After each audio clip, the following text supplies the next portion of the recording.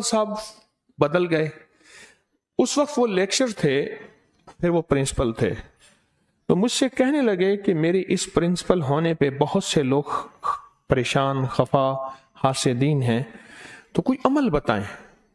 मैंने उन्हें एक अमल बताया जो हजरत सुलेमान अलैहिस्सलाम ने पढ़ा, रब्बे हबली मुल्कन ला यंबगी आहदिन मिन बादे इन्नका अंतल वहाब। ओहो, मैंने कहा ये आप हर नमाज के बाद 11 दफा पढ़ लिया करें। अल्लाह जो मुल्क मुझे दिया है फिर ये किसी को ना देना और मुझसे छीनना भी नहीं। मफहूम इस आयत का ये है। एक दफा मुझे मिले एक भट्ठे पे ईंटों के लिए, मैं भी गया, वो भी गए हुए थे, रिटायर हो गए।